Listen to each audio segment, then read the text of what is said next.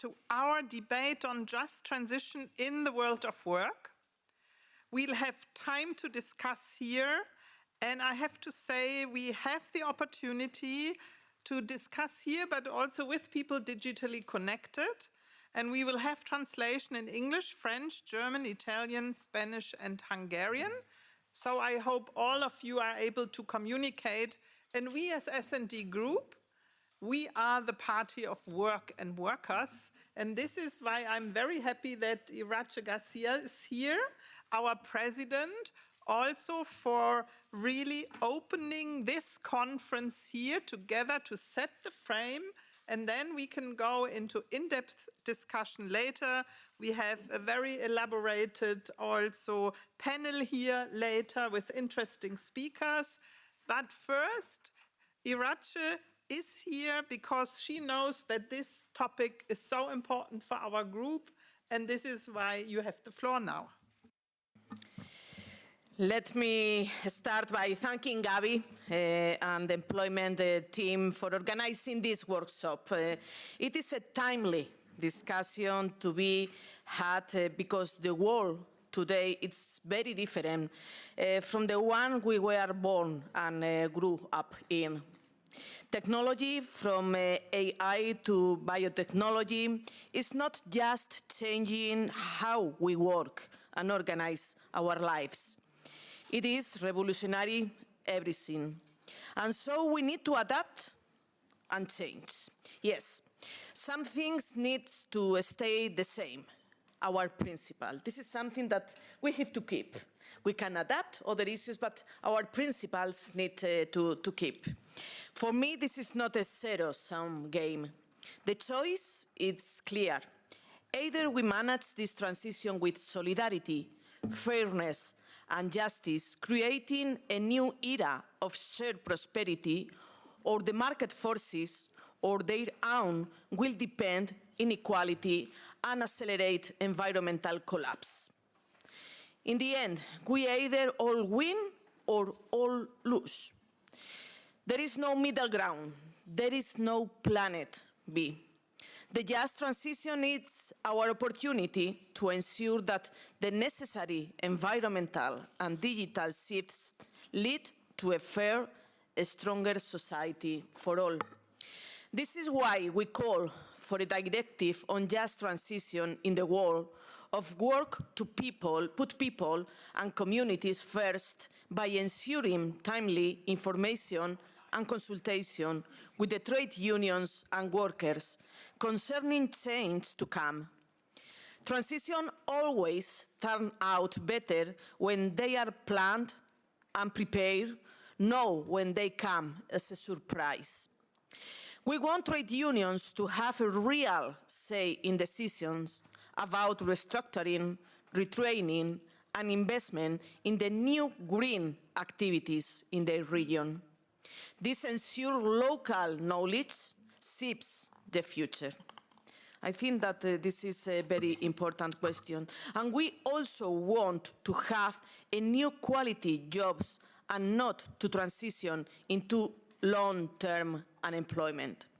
The directive should provide a strong safety net and opportunity ladder.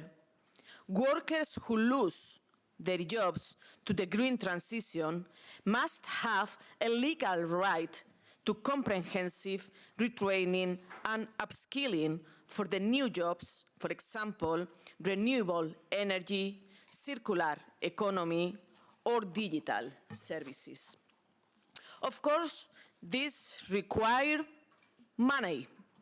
And as you know, the Commission has not proposed a stand-alone Just Transition Fund or European Globalization Adjustment Fund for displaced workers in its recent proposal for the multi-annual financial framework. Our group is very vocal about the need to be able to back up policies with adequate funds. Other side, these remain empty promises. We need more public investment for our citizens and for our society as a whole. This is a political priority for us, and we will continue fighting for it through the entire negotiation on the long-term budget. And now, after my introduction, I will have to go to the plenary because we will start the discussion with the President von der Leyen about the new MFF, and you can be sure that I will be there defending the social dimension in the European budget, and this is very important with proposals like I explained. Allow me one more reflection by way of conclusion. The just transition is the social contract of the 21st century. It is a chance to prove that climate action and social justice are inseparable, that they are two sides of the same coin, a sustainable and fair future for all. And I am confident that you will have a constructive decision, constructive debate, and you can be sure that we will use your ideas, your suggestions to do our work and to implement our political priorities in the next steps that we will have here in the Parliament to guarantee this important issue for all of us. Thank you, and we are welcoming your ideas and suggestions. Thanks.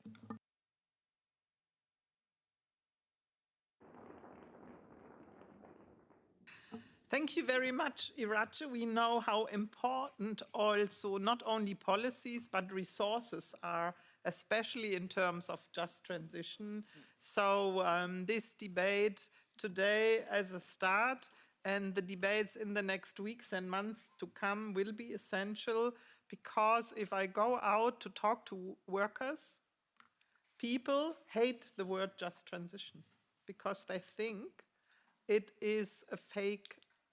It's a fake promise.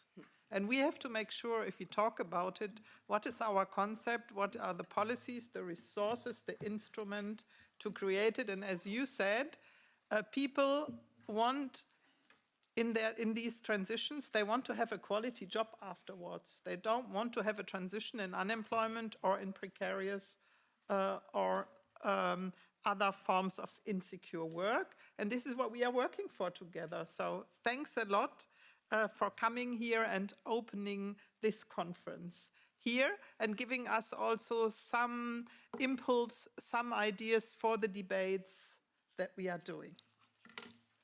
Thanks again. And we have a very interesting and distinguished panel. You might see only two people over here that are here in the room, but we also have a lot of interesting panelists that are digitally connected, and I can see already that also many of them are also connected, so we don't have to wait for this.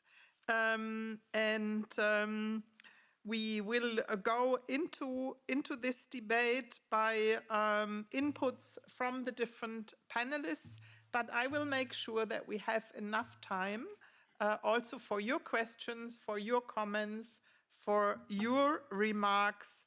Here, I'm also very happy that Klara Dobrev is here because she is the shadow rapporteur on the INI report on Just Transition Directive, which is one of our priorities. I'm very happy here to have Ludovic Wöth here from the ETUC as Confederal Secretary to bring in also the position of trade unions. I'm very happy that we have digitally connected Martina Bisello as an expert on sustainability, transitions and justice from the EEA, the European Environmental Agency. I'm very happy, and I hope I can manage to speak it properly. We have Stavroula Demetriades as Senior Research Manager from Eurofound connected. We have Gila Palacci as Vice President of the Hungarian Trade Union Confederation, and also Maria Grazia Midula as Head of Climate and Energy from the World Wildlife Fund in Italy. So, I think we start here in the number with the speakers, and I will see that Martina Bisello is connected to come into our debate. We trust that the technology is working. We are talking about the new world of work. So, Martina, you would have the floor. Yes, thank Very you. good. Thank you, Madam Chair. We Good see evening. you, we hear you, perfect. A warm welcome. Good evening. Thank you. Thank you for the kind introduction and to the S&D group for organizing this extremely interesting exchange on such an important topic. Distinguished members, dear colleague, it's a pleasure to take part in today's workshop, and apologies for not being able to join you in person in Brussels. I'm instead connecting from rainy Copenhagen, from the EA, an independent EU agency, providing knowledge, data and assessment on Europe's environment, climate, but also broader sustainability issues to inform both decision makers but also European citizens. Since the launch of the European Green Deal, the EEA has consolidated and strengthened its work on understanding the socio-economic dimension of sustainability transitions to ensure that these are just and fair. And today I would like to share with you some preliminary and still unpublished findings of an ongoing project that we have on clean technology production and its implications for quality job creation and a just transition. And based on these findings, we expect to publish a report in July 2026. So we all know very well that reaching our climate ambitions require, on the one hand, decarbonizing energy-intensive industry, but at the same time also scaling up considerably the manufacturing of clean technologies. The Net Zero Industry Act aims to enhance European manufacturing capacity for net zero technologies, addressing some of the barriers that prevent that scaling up, including simplification of regulatory framework. More recently, the Clean Industrial Deal also places the clean tech sector at the heart of future competitiveness and industrial transformation in Europe, but at the same time it recognizes explicitly that skills and quality jobs are enablers of a fair transition. So there is a recognized potential that the expansion of the clean tech sector can generate employment opportunities, but at the same time it is evident that there are persistent bottlenecks and shortages in certain occupations. There are territorial and socio-demographic disparities and also some concerns in terms of job quality, notably when it comes to health and safety in certain type of jobs, for instance. So there is growing attention to this topic, but still rather limited evidence. So we would like to contribute to this debate. And we focus particularly on 4 technologies: wind energy, solar photovoltaic, batteries, and heat pumps. So when we look at the aggregate employment trends, aggregate job creation, there are positive elements, because we see that employment in clean tech sector has indeed expanded considerably in the last 15 years in Europe, but it's mainly concentrated in few technologies. And particularly we can see that wind and solar are very relevant in terms of job creation, and also if we look at future projections or expectations for the future. In 2023, for instance, they accounted together for 500,000 jobs. The employment trends for heat pumps is being a little bit more volatile, also due to the fluctuation in fossil fuel prices, and it's a bit more difficult to predict also future trajectories. It's a bit more challenging because the uptake itself relies quite a lot on consumer investments in domestic heating appliances. And the battery sector has experienced considerable employment growth, especially since 2018. But then we have all seen that recently it has slowed down, and some recent developments like the bankruptcy of Norvolt in Sweden, or the slowdown in the new registration of electric cars in 2024, have to some extent highlighted also the fragility of this progress. Now, I think one very interesting perspective to look at employment dimension within the clean tech sector is a value chain perspective.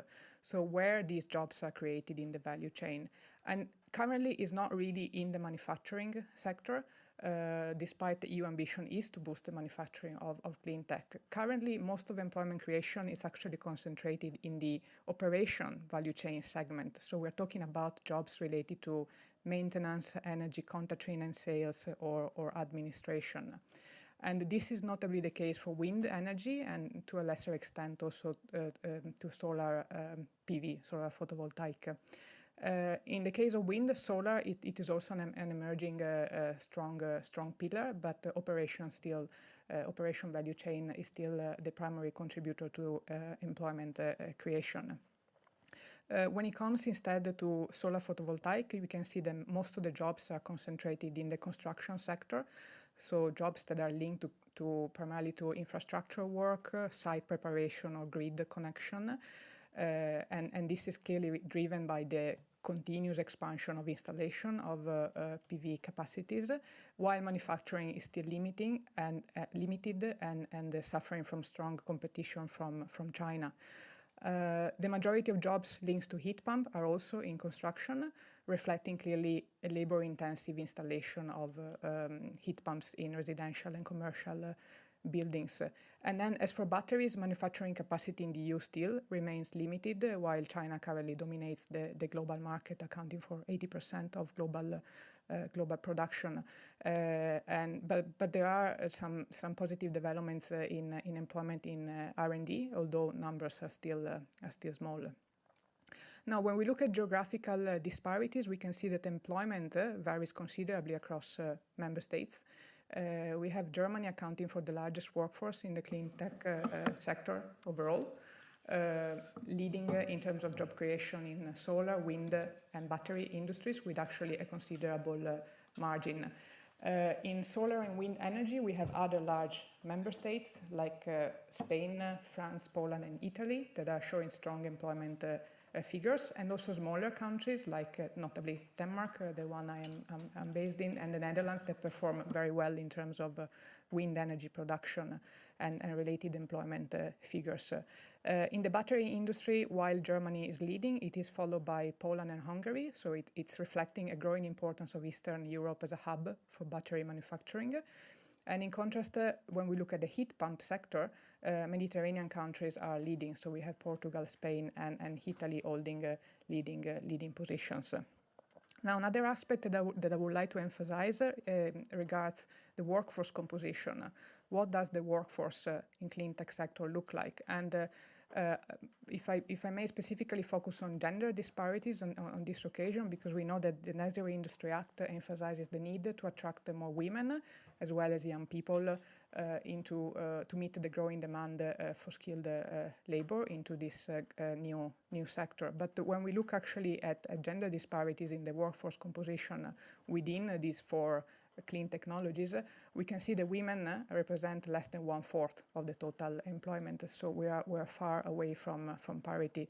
And in 2023, the heat pump sector, the heat pump value chain recorded actually the lowest share of female employment. So we're talking about 14%. So very, very slow incidence. So there's still progress to be done on that front. Now, if we go beyond aggregate numbers and we look a little bit more closely at the occupational profiles, like what this job look like, we can see that the labor demand it's highly differentiated across the different value chain segments. And if we look, for instance, at the top occupations, those that make up 50% of the workforce in these clean technologies, we see that it is true that while the majority of occupational profiles have a very technical profile, there are technical jobs. At the same time, there are office jobs such as production clerks that are accounting for significant employment shares. And this is notably due to the importance of the operation segment. And this is particularly the case for wind energy. When it comes to more technical roles, those that are more in demand are focused on electrical installation and maintenance or assembly of electrical components for wind, solar, and batteries, for instance, but also in terms of construction and building trade workers for the heat pumps. At the same time, despite this strong demand for these type of jobs, we are all aware that there are still acute labor shortages in the clean technology workforce, and notably when it comes to these specialized technical skills. The Net Zero Industry Act proposes enhancing skills by setting up Net Zero Industry Academies. At present, I'm aware of the European Battery Academy and the European Solar Academy been training workers in these technologies. A last point that I would like to elaborate on, if you allow me, regards job quality. This is something that we are currently looking at. We know that job quality varies widely across value chain segments and occupations for these technologies, and it's very important to understand how wages, working conditions, and also health and safety standards differ across different segments and technologies to assess exactly whether the net zero transition not only delivers more jobs, but better quality jobs as well. So for instance, if we look at wages, we can see that there are really large differences across the net zero technologies, with the wind energy being the most highly remunerated and the heat pump the lowest, like 40% lower than wind energy. And of course, the average wages reflect also the distribution of employment across the value chains, because we know that we have rather well-paid jobs in operation segment in wind energy, and at the other extreme, lower-paid jobs in construction segment for heat pumps. We also were granted early access to the 2024 European Working Conditions Survey data, which is Eurofound flagship survey tracking job quality across Europe since 1990, and we're exploring also ongoing collaboration between the EEA and Eurofound to try to look at other elements of job quality within the clean tech sector. And just to conclude, I can anticipate that if we look, for instance, at physical risks, so the physical environment within which workers in the clean tech sector work, we can see that exposure to smoke, noise or vapor in both construction and manufacturing segments are much higher than other value chain segments, and actually above the average for total economy. And construction workers in clean tech face also the highest exposure to extreme temperatures, both high and low, reflecting clearly their frequent outdoor activities. And at the same time, workers in construction and manufacturing of clean tech report being less informed about occupational risks and experiencing higher rates of health-related absences. So there are clearly some interesting trends to further explore within this area. So to conclude, as I'm conscious of time, I think that overall our initial findings point to positive and encouraging developments when it comes to job creation in the net zero industry, if we look really at aggregate numbers. But of course, there are very different dynamics for different technologies, notably with wind energy driving job creation around 1/3 of the workforce. And the value chain perspective also offers valuable insights, I believe, revealing that employment in manufacturing is currently not the most significant in terms of aggregate numbers, but operation segment play a big role. There are also marked geographical differences, so one should reflect what are the implications of clean tech expansion for territorial cohesion and convergence. And from a social demographic perspective, there are still strong disparities, notably in terms of gender when it comes to the workforce composition. Skill shortages persist for key occupational profiles, and notably when it comes to technical profiles, and these constitute important bottlenecks and directly affect the expansion of the manufacturing and installation capacity. And ongoing analysis of job quality reveal marked differences across technologies and value chain segment with jobs sorry, I could hear an echo, but I understand I'm wrapping up. Yeah, good. One more sentence or two. So we need to ensure that the transition to net zero not only is good for the planet and environment, but also for people, jobs, and livelihood. And we're happy to continue engaging with you in the future to shape and disseminate the work. Thank you so much for the opportunity. Thank you, Martina. And also, I think it was very good to have you at the beginning, also to highlight the development between, yes, we have creation of jobs, but also with the problems and question marks related also to the quality of work, but also you mentioned segregation and other bottlenecks. And that is perfect that we have as the next speaker, Ludovic heard here from the ETUC, and I will hand him over the floor. And I will never forget that many years ago, when we still had a solar industry in Germany, I visited a company to talk to shop stewards, and they said to me, "Listen, Gabi, I don't care, or we don't care if we work in the clean industry if we don't have clean quality jobs." And I think that is a very important aspect. But I will hand over to you, Lodovic, to come in here, and you can immediately sort of connect with what was explained before by Martina. Thanks a lot, Gabi. So, friends and comrades, thank you for being here. I think we meet at a critical moment after yesterday's judgment on the minimum wage directive, which confirmed that something fundamental: EU legislation that promotes collective bargaining and ensure good working condition is possible. So after years of being told you can't, the courts said clearly, yes, you can. This gives us momentum, but it also raises the stakes because, let's be honest, social Europe is on life support. The idea that Europe protects workers, that the union gives people stability and fairness, that belief is fading in too many workplaces and in too many communities. And that's precisely why we should push now for a just transition directive. Workers' support for the climate transition is waning. We all hear that the Green Deal is for the rich. Brussels shut down. It is Brussels policies that shut down factories. No one protects us when the change comes. If we don't change that perception with real protections and real voice for workers, support for the transition will erode further, and the far right will be the only ones left talking to angry workers. And the context in the industry is, of course, in this context, quite problematic, with massive restructuring processes, including in the automotive sector. Last year, 90,000 jobs disappeared in the EU. In the steel sector, 18,000 jobs, but it's not only about industry; it's also about companies in different sectors investing also in digitalization. This has been brought in this dimension in the beginning by Irache. So this is why we need a just transition directive that tackles this not just as another file, but as the missing link between the climate transition and the world of work, between the digital transition and the world of work. It's the difference between a fair transition and a political disaster.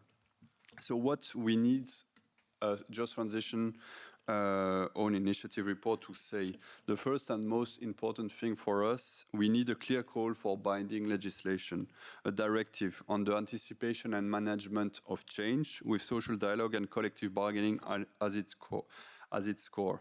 We are not asking for something symbolic. We are asking for something that passed in ample and in plenary in December and in January, and explicitly calls for a directive based on Article 153 of the treaty. After that, of course, the details, I think Clara will elaborate a little bit more on the details of the negotiations, but the most important is this call, because after that, the ETUC will also have the opportunity of having potentially two social partners consultation with the Commission, because the call for a directive by the plenary is the only way to push the Commission to react on this and to bring something forward. It doesn't mean they will, it means that they will have to answer. And in this time frame of the year after the vote in plenary, we will have the opportunity to increase the pressure in order to make sure that all dimensions are taken in the text. So the most important in the negotiation for us is to bring the call for the Just Transition Directive. Because also we know that another file we are following closely is the Quality Jobs Roadmap and Quality Jobs Act, which we are advocating for several legislative initiatives in this Commission initiative that is planned for December. But we know that it's highly unlikely that the Just Transition Directive would be included in. It's potentially there would be something on restructuring and on anticipation of change, but not in a form for sure of call for legislation. So this is why we need the European Parliament the day after, because the Quality Jobs Roadmap is to be presented on the 2nd of December, if I'm not mistaken, and the day after you have the vote in the Employment Committee in the Parliament, and in January in the plenary. So that's key also in terms of timing. Maybe to elaborate on some of the elements, because I think what we should also discuss is how we convince also the EPP, or we convince all of Renew to vote in favor of this. Let's remember that EMCO and SPC in 2023, in their review of the Council recommendation on fair transition, said that member states mostly rely on existing programs and structures. Only one member state has set up a dedicated institutional framework, and progress is really at early stage and uneven across member states. So in other words, what it means is that recommendations are not working. That's already what we were saying when this recommendation came out. A lot of good intentions, a lot of good will from the Commission with the recommendation, but not the right tool, because it was a recommendation. So we need a systemic, coordinated and coherent approach to tackle the transitions, and we think it means legislation.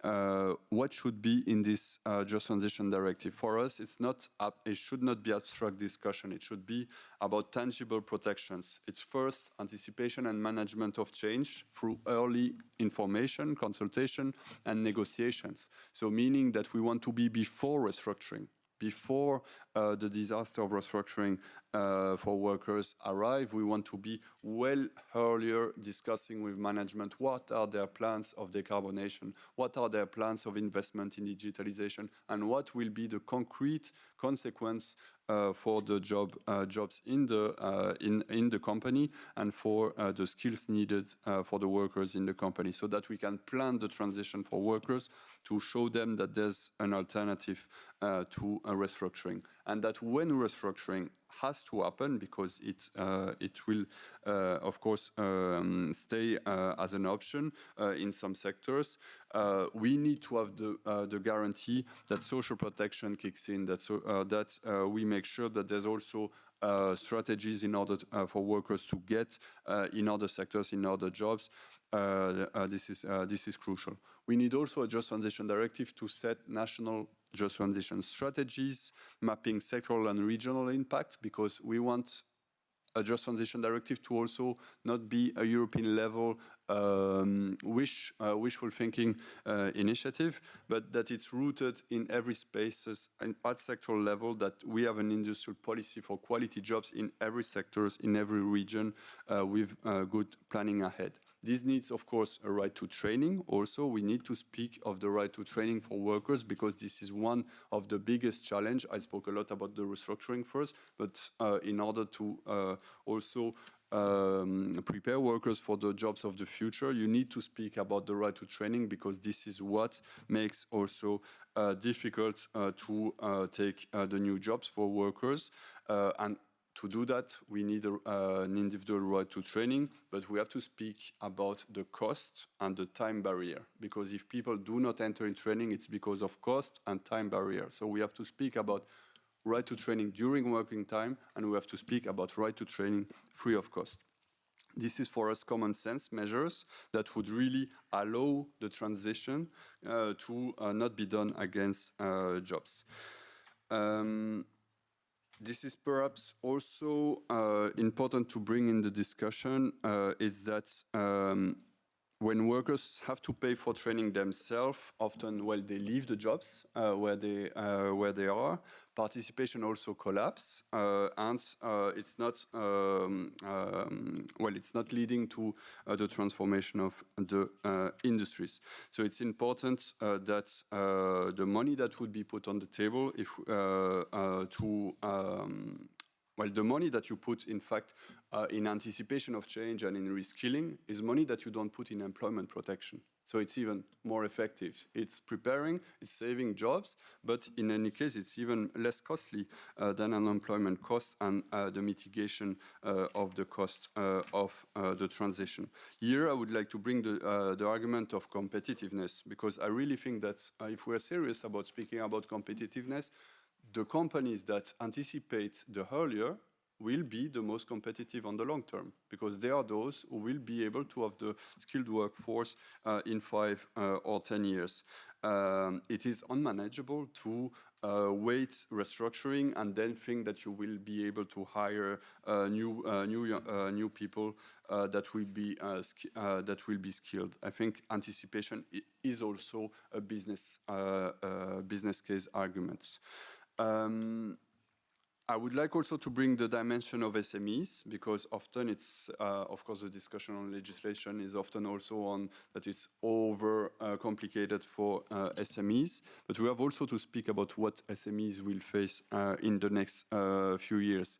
They are workers in SMEs are particularly vulnerable, often without trade union protection. When employers don't plan for change, they have no tools even to anticipate this transition. We would like just to take the argument, the example of Germany. 90% of SMEs are family-owned, and it's estimated that half of their owners are over 55 years. And that within 3 years, 43% will either transfer, either close their companies, and nearly a third may close entirely because of lack of success and skills. So it's also a dimension of transition, or anticipating the transition is also avoiding SMEs to close because there's no anticipation. So not only it's not traditional for trade unions to go to enter on this level of the discussion, but at one point we have to try to find also how it will help SMEs in the transition. I would like to bring finally the dimension also why it's also important for a specific part of Europe. It's important for all countries in Europe, but it's also in particular important for Central and Eastern Europe, the Just Transition Directive. Half of EU coal consumption still comes from Central and Eastern Europe. By 2030, it's 160,000 direct coal jobs that could disappear, and up 3 times that indirectly. Yet only 11 of 184 EU-funded industrial decarbonation projects are in Central and Eastern Europe. So these countries are receiving unprecedented EU funds. This is true. We hope it will still be true after the 2027 MFF. But they lack the labor market structures to use them effectively. They often lack social dialogue, they lack collective bargaining, and they lack thus the possibility to anticipate and manage change. So the Just Transition Directive is also what makes that funding work. It's about bringing this to the sectoral level. It's the employment and skills pillar of the Europe's cohesion efforts. So as I have to conclude, I think that maybe it's more the political dimension is that if we only have the progressive behind the call for a Just Transition Directive, we have 235 votes. If we add 70% of Renew support, it's another 55 votes. If you add 10 non-aligned MEP, we are around 300, and we need 360 votes. So it means that this it's clearly a call to find all the occasions to discuss also with the EPP in order to bring the majority on a call for a Just Transition Directive. And here I would bring the argument of the recent agreement on the 2040 climate target, supported by most pro-European groups, show it's possible to have an alliance on that. But without the Just Transition Directive, 2040 means nothing for workers, because it's 2040 without a Just Transition Directive means fear in industry. So it's also where we have to call EPP to their responsibility is that if we are serious about climate action, we need also the Just Transition Directive to mitigate the effect of climate change in order that we can really show that climate policies and the world of work can go hand in hand. Thank you. Thank you very much. I have to look at the time so that we still have time for questions, etc. But I'm very happy that we have Stavroula Dimitriadis now. You know, everyone that is in the area of work knows that Eurofound does essential studies that help us to shape good policies. And therefore, I'm very happy to have you here, and also because you do a lot of research in the areas of green and just transition. And Stavroula, you have the floor. Thank you, Madam President. Thank you, Madam Chair. Thank you so much for the invitation and the kind introduction. Today, I'm going to share some of our findings, the Eurofound findings on territorial just transition plans, on job quality, and social dialogue, and perhaps just to give you a snapshot of some new work on the social implications of the just transition. So I will start with my next slide immediately with the territorial just transition plans. We looked at the territorial just transition plans in Europe, some insights, the four important aims that, these are essential elements. The multi-stakeholder nature, the multi-level, the national and the regional dimensions are really important. I'm adding the meaningful social dialogue dimension because some countries have included, indeed, social dialogue, and also the fact that, they do mind for vulnerable groups. In the next slide, I would like to share with you the fact that we asked the various stakeholders about their notion, how they see the just transition. First, we mapped Europe to see the just transition plans, to see who are the actors involved in that. And then we had some more in-depth interviews with some stakeholders to get a better understanding. So across Europe, there is an agreement about the objectives of EU neutrality, European Green Deal goals, but when it comes to the just transition, then they have a little bit different perspectives. For the employers, the key element is new jobs for everyone, every job that is lost. They talk about cheap energy, reliable and cheap energy sources that they can use, competitiveness. On the other side, trade unions talk about good quality jobs, direct employee participation and collective bargaining processes. The civil society emphasizes more the energy transformation and, of course, the societal challenges. Regional authorities, local authorities, they see just transition as a regional development model and to solve some of the societal problems they are faced with. In the next slide, I'll show you when we asked the various stakeholders about the process, how they were involved in the just transition plans, the social partners thought that this took the form of information rather than consultation, and there were different perspectives at national and regional level. Whereas the civil society had more mixed picture. They thought that the process was open to them, they participated, but it was sometimes hard to make their voice heard. The regions, they were involved, strongly involved in those, but there is a high expectation that they will be more involved in the future because they think that this is really important. They implement policies at the regional level. In the next slide, I'm going to elaborate a little bit on the reskilling and upskilling that is also included in the territorial just transition plans. This is an important dimension. Most of the plans include the dimension of skills. Some are more vague, some are more specific. Some of those that we found interesting highlight issues around the transformation, how we can make this transformation, how we change the curricula, vocational training curricula, or how we make the matching of the jobs and the skills of the workers, and how we work together with chambers of commerce, industry, and so on to make this happen. We noticed that the global wind industry estimated that we will need 600,000 skilled technicians by 2027. 240,000 of them will come from oil and gas industry, which means that there would be a need for more skill upgrades for those workers. Now, in the next slide, we identified some practices that need to be improved. For instance, we need to have more holistic, a more systemic approach to the transition. Some countries, for instance, Spain, they have included just transition as a transversal component of policies. Another dimension, another issue that we thought was interesting was that, there is a need to have a better prioritization of the regional needs. And in some countries, a need to pass legislation to support a just transition, to give us the right signal and to facilitate implementation. In the next slide, I'm going to turn it to job quality now. Job quality index, we know that the green transition will lead to either new jobs, new and emerging jobs, or it will transform some of the existing occupations, or there will be increased demand. So we have these 4 categories, as you see here.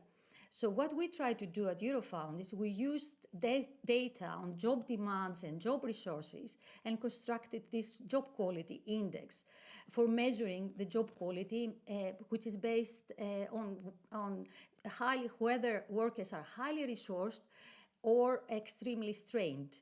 So as you see here, this graph shows the distribution of strained and resourced occupational groups that are likely to be impacted by the green transition.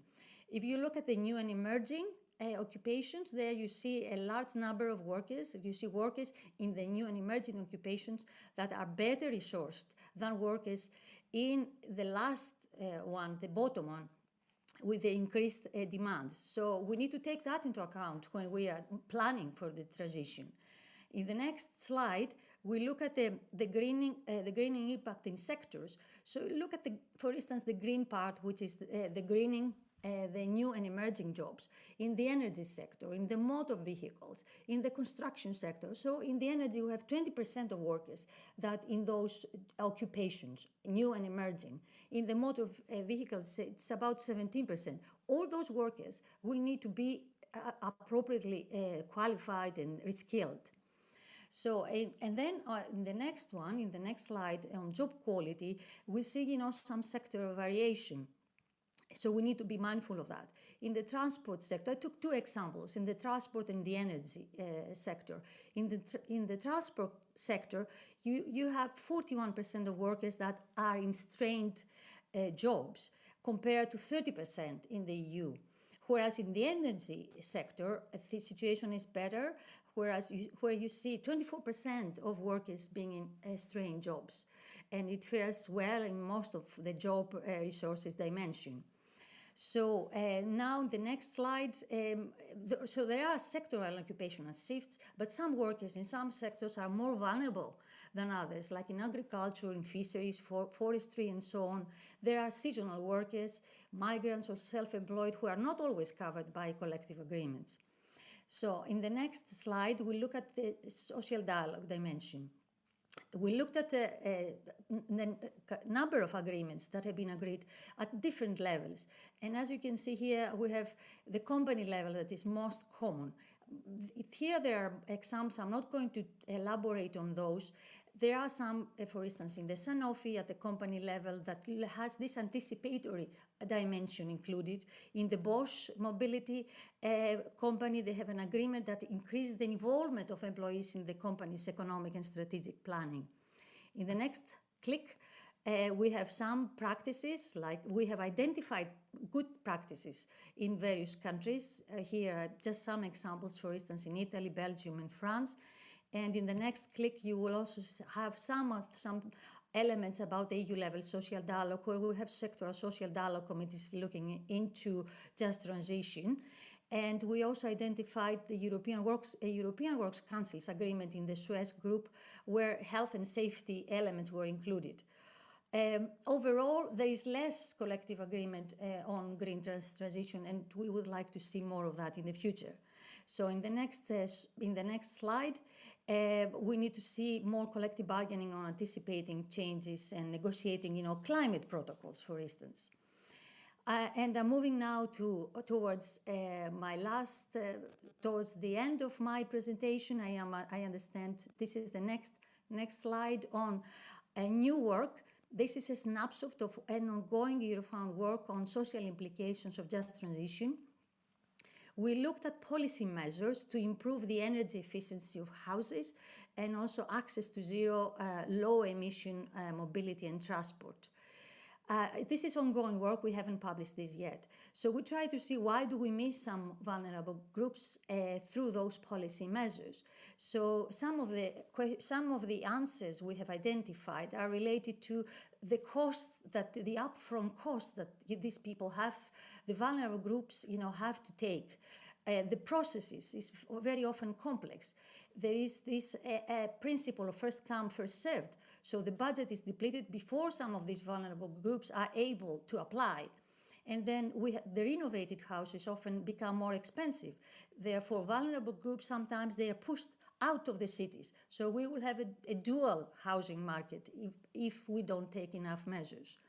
And we didn't see energy poverty always defined closely with the social targets. It's a similar picture in mobility as well.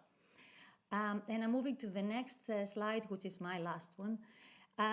So when we're looking at, the initiatives to support just transition, we need to think about, setting up principles. We do have principles, like, they also are included, for instance, in the Just Transition Fund, in the regulation. But we also need to take into account the definition of the just transition. Another important dimension is the need to strengthen the sectoral capabilities while we are making this change in the economy. And we need to see also the change across the economy. So changes vertically, but also horizontally. And this is where perhaps the just transition, the industrial policies play a big role here for facilitating that change. The just transition dimension is not always there. We haven't, when we are looking at various national policies. And then other dimensions are in relation to tripartite governance. We talked about the regional dimensions, really important. OECD already in some of their studies mentioned that high polluting industries are based in rural areas. So we need to make sure that, we do mind for the people and the communities that are in the areas while we are decarbonizing. Social dialogue, we talked about this, and the participation of workers in decisions. Job quality, and then don't forget that we need to have a systemic approach into how we bring together the environmental, social, and labor dimensions. And then the last bit is that we need to monitor, we need to have targets. How do we know we have achieved the just transition in the end? So we need to have the targets and indicators. And here we offer our help. Eurofound can be support with the evidence we have and we can provide. And in the next slide, I would like to thank you for the time and some suggestions, some studies that I used for this presentation. Thank you.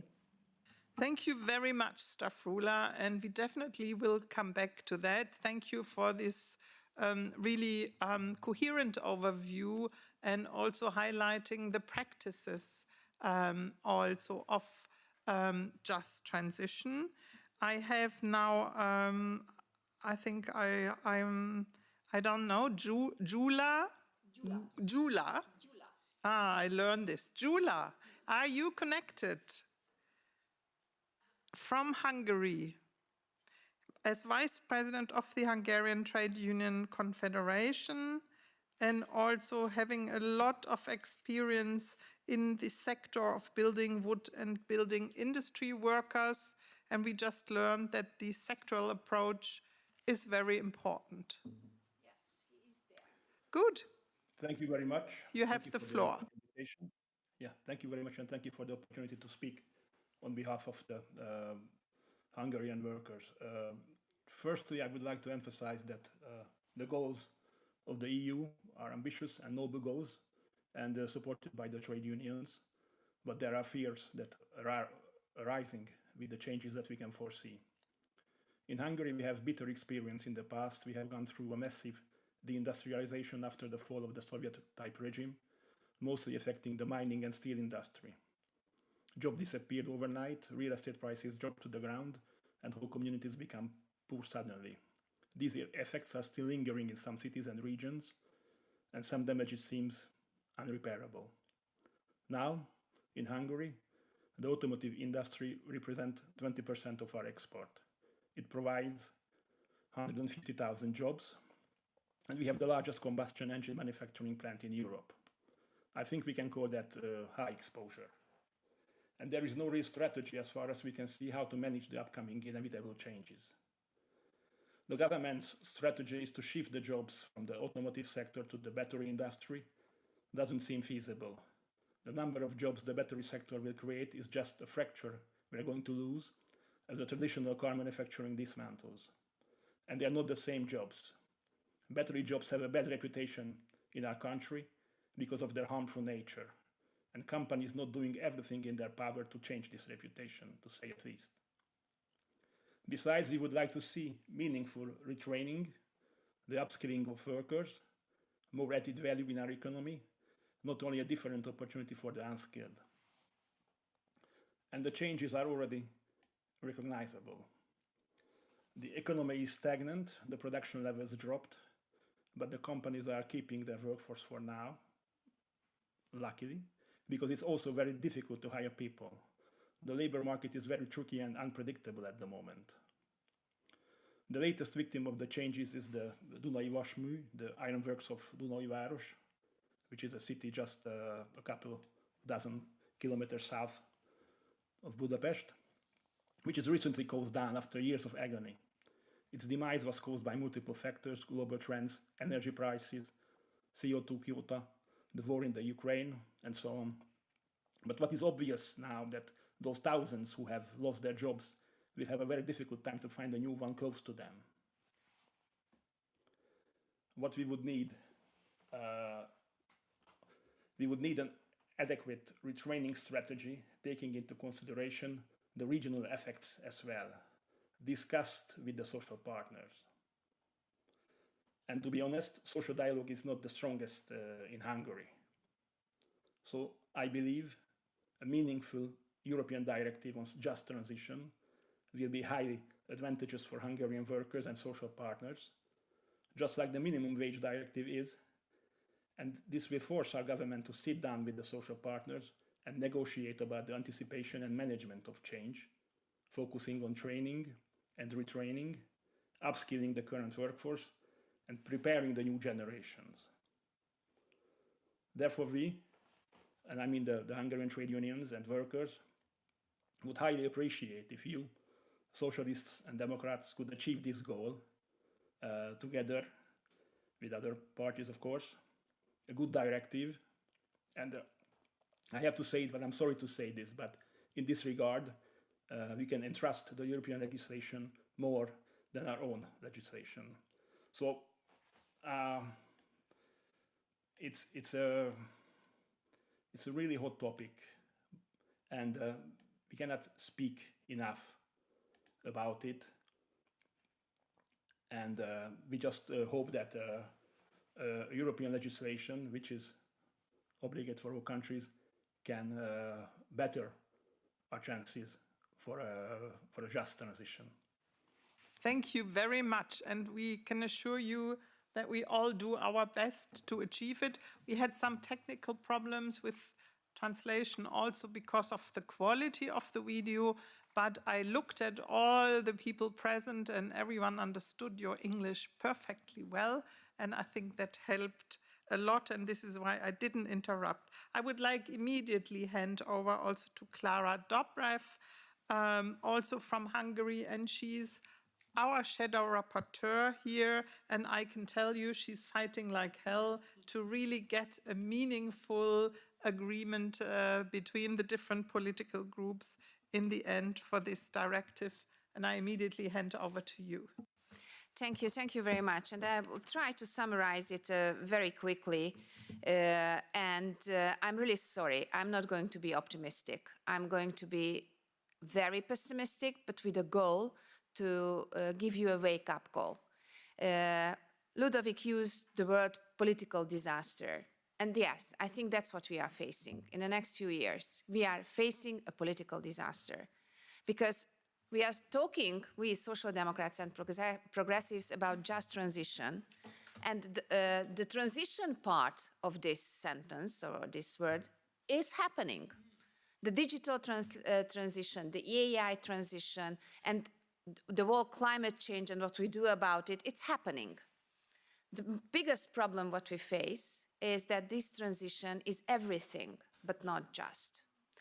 And we have, of course, another debate going on in the European Parliament, but I think these are very closely linked, and it's the debate, what do we do about the far right? What do we do about people being disappointed? What do we do about people being absolutely without any hope?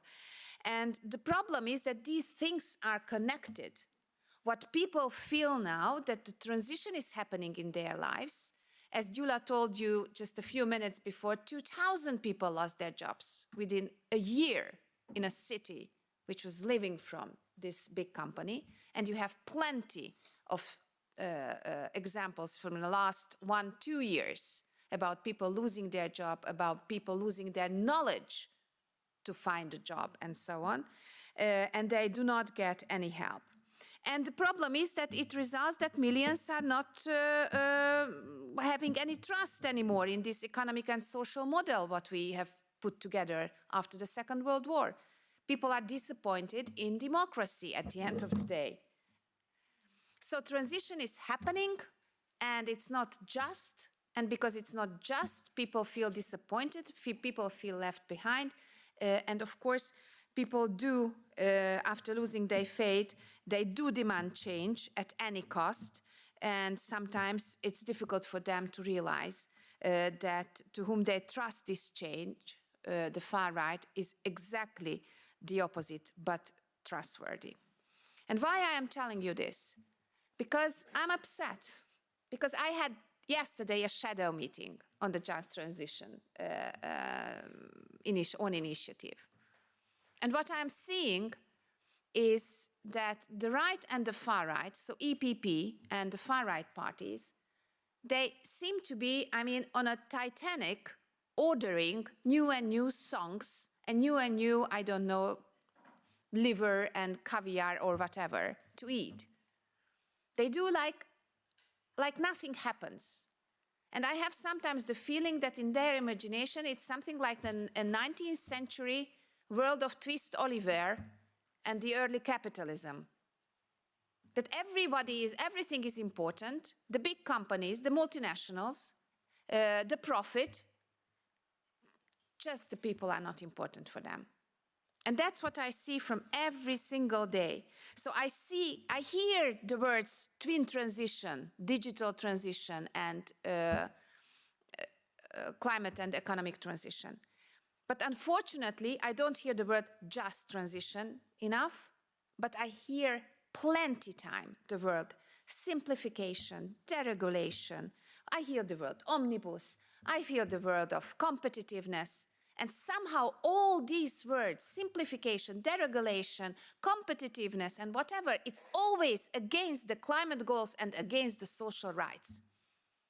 It seems to me that for them, for the right-wing parties, social issues and climates are the #1 enemy of competitiveness. And that's not true. And that's not true. And I'm really calling everyone to make them understand that it's not true, and we are walking with very big steps towards a political disaster. Let's use Ludovic's words. So let me tell you just 4 examples from the yesterday's shadow meeting. These were some of the proposals actually you mentioned here before, Ludovic. The first one, should we have a just transition directive? Can you imagine? This is the question. Should we have a just transition directive? And they say, no, we don't need it. We should make recommendations. We should ask them nicely, the big companies. But we don't need any binding regulations. What will happen? Ludovic told you exactly, we have the statistical data. If there is no binding regulation, then there is no just transition. Then there are unemployment and there are people left behind. That's for sure. That's what's happening. So in the European Parliament, the EPP and the right-wing parties are saying that we shouldn't do anything. We don't need a directive. Number two, I'm looking my notes from yesterday. What we say that, okay, we need mandatory national and regional just transition strategies. And of course, we need mandatory transition plans for enterprises, for big enterprises. And what they are telling us that no, this is too much bureaucracy. How the hell is bureaucracy if they have to make a plan? Or if they are not going to make any plans? So we don't need transition plans for enterprises and for regions and for national transition plans. Why is the problem if it's mandatory? Maybe because they don't want to do it, because they don't care, because for them that's not a priority. And of course, if you have just transition plans, national, regional, or for big enterprises, you have to say how you involve employees, how you involve trade unions. And that's again something they definitely do not want.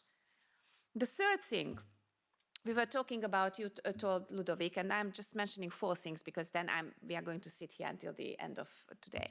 It's the training. I mean, the training is exactly the position and the situation where you see the world really 19th century capitalism, twist Olivers and the big, I don't know, wool companies, or how you call it in English, textile companies. They say, we say, progressive, we say that if people will need, of course, training, reskilling, upskilling, and so on. But you can't put the burden on them. I mean, it's not possible that if you want to keep your job, you have to pay with your money and with your own free time in order to learn something new, which will make even more profit for your company. And you are the one who has to pay for it. And when we say that it has to be a free training, it has to be in the working time, then they say, oh, come on, but these people will get a knowledge. A knowledge cannot be free. Of course it should be free. Of course it should be in the working time and not destroying the work-life balance or the family. And the last point, really, without just transition needs money. Without money, you can't do it. In the last term, we negotiated and we fought very hard, we as an S&D group as well, for the Just Transition Fund. And now I'm facing this new EPP politics, together with the far right, when they are saying, oh, no, we don't need a dedicated Just Transition Fund. We should put this money here and there. We have our common budget, and we should make some suggestions, some prioritizations. Let's put it somehow in a more easy way. But definitely we should not dedicate an exactly dedicated amount for these trainings, upskillings, reskillings, reorganization, and so on. So my biggest problem is, dear friends, that I have the feeling that all of us do agree what just transition means. We have learned, and here the experts, they know how to do it. We know exactly how to do it, how to make it less painful, how to make it just, how to make it better for everyone, not leaving anyone behind. And at that moment, we are in minority in this European House. And I think this is terrible. So I would really ask everyone to help and convince at least the EPP that it's not only about big companies' profit, but it's about hundreds of millions of people's future, what we are talking about. Thank you very much. And especially we see your passion and also how hard it is, while we talked a lot about these transitions when they were still further away, and now they are there almost in full swing, and you see this change in addressing it. But that we need to find alliances here. But I have one more speaker, Maria Grazia Medulla. I would like to bring in also, again, the position of civil society here, and then I hope we still have time and you can already reflect on some questions with very short answers from the speakers then. But Maria Grazia, are you still connected? Sì, sì. Yes, I am. I'm going to speak in Italian because I have been doing a lot of tests for the translation, so I will speak in Italian. I could speak in English, but I will do it in Italian. Grazie. Well, thank you very much indeed for inviting me. I listened with great interest to the previous speakers. I did wonder why you invited me, because in Brussels we've got a great colleague, Max Betz, who does actually deal with the just transition, but I imagine it's because of the considerable experience we have gained on these issues.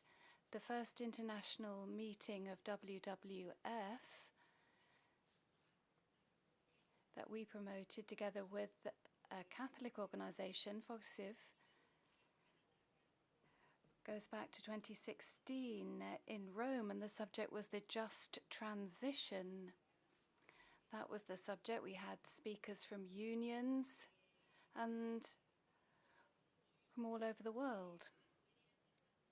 But I think the greatest experience concerned the attempt to really work on work and the environment. When I was very young, I started work on this.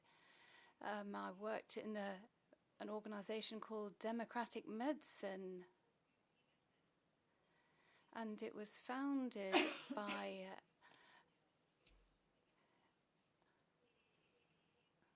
a doctor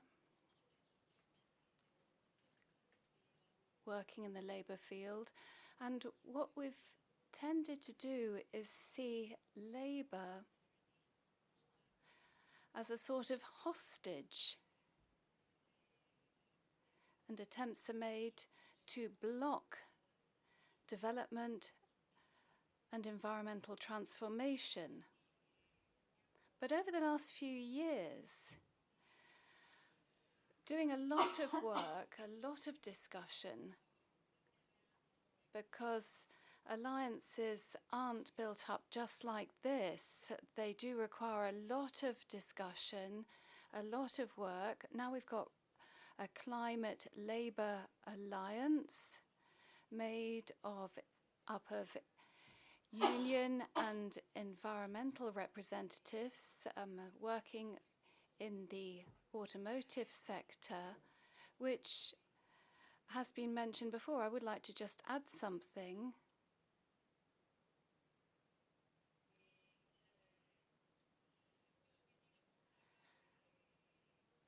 What I was saying before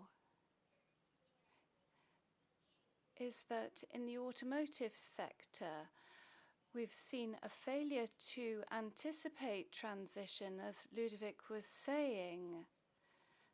And I think that is quite right. It goes for us as well. It's, as you said, it's a matter of anticipating and preparing, not just training. But the automotive sector lacks governance, and that means that today the transition has been delayed or hampered, and now we're rather missing the boat in Italy, where we have a great tradition of workers in the car industry. So transition needs to be speeded up, not delayed. If it's delayed, the workers will be the ones missing the boat. They'll be missing out. I could give you many examples that I've seen over my long experience. For example, the Porto Tolle coal-fired plant where workers, well, it was fuel oil. The idea was to transition to coal.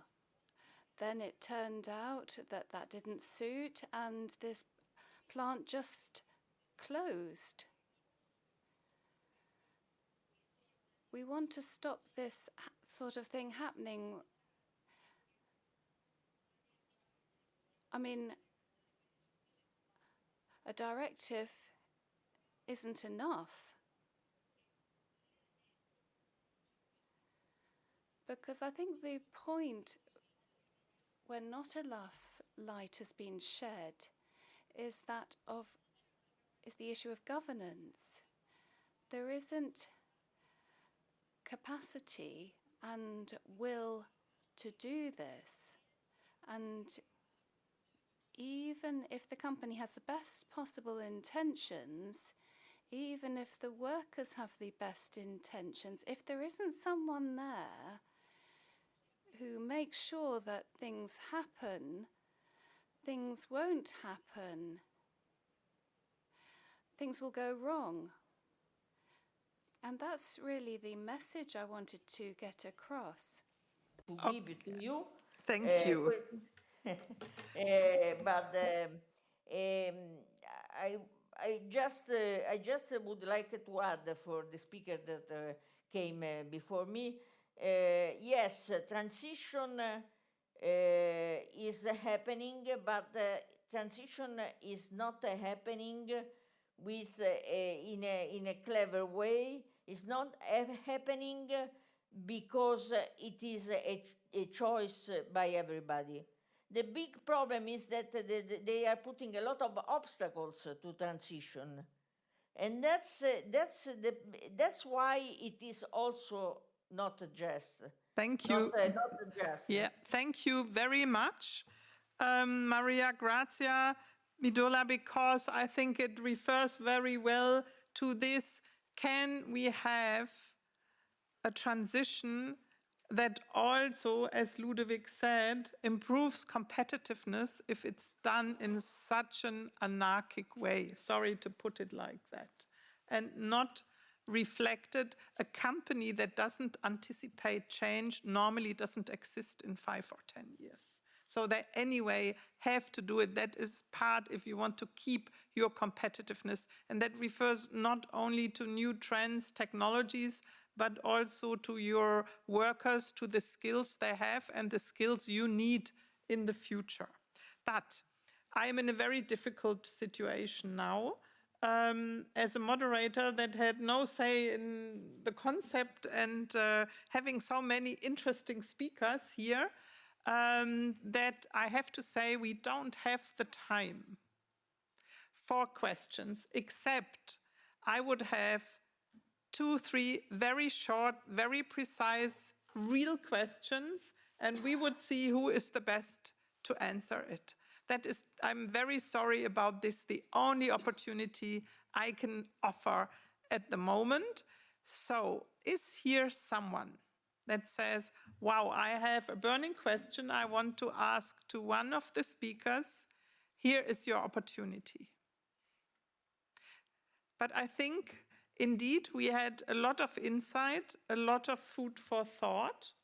And in the meantime, Estelle Keulemans came sitting next to me. She's our coordinator in the Employment Committee, and she has the task of a short summary here and some key points just to put it all together, what we heard here this afternoon.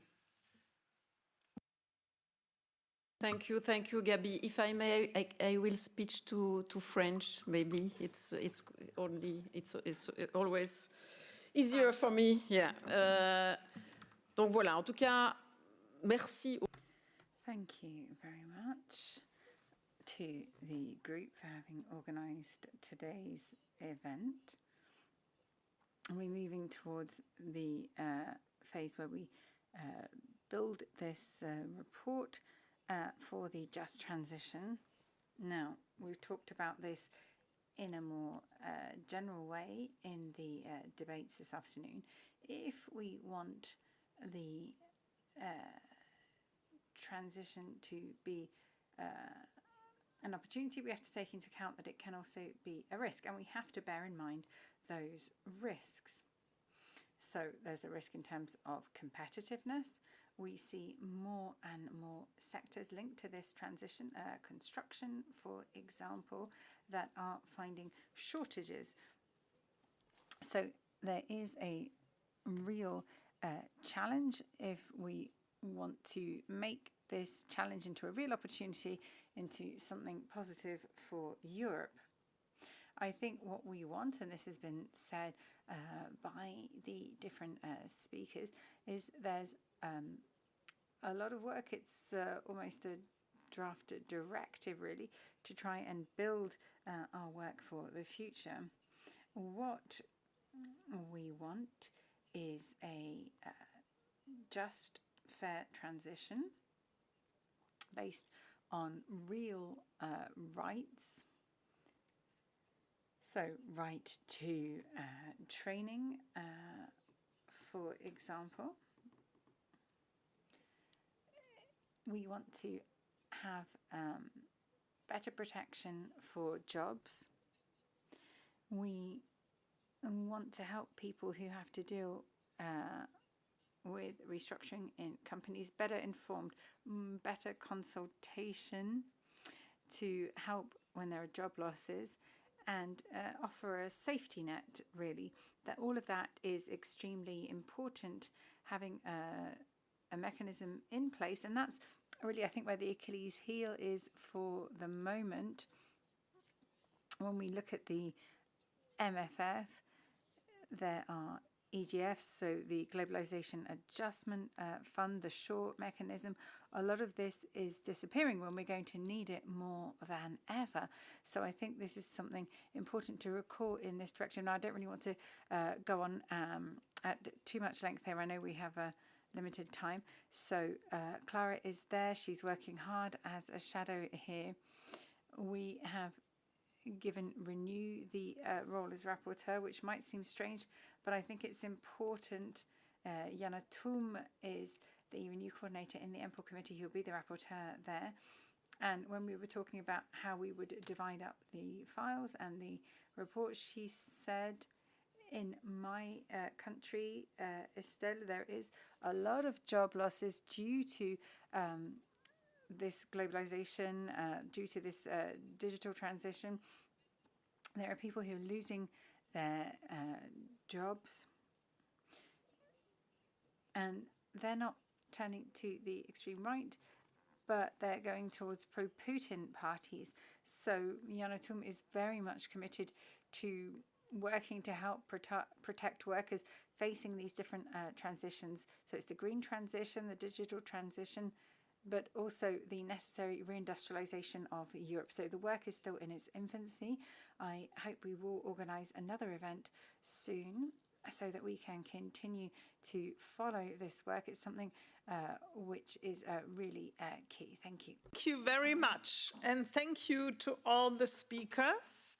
I have to thank you for your patience and your interest, and also to hear what is at stake at the moment in these negotiations. So I can everyone encourage to, from the different stakeholders, to address parliamentarians that Europe has to deliver something concrete, something feasible, policies that are concrete, connected also to resources and to instruments to achieve this.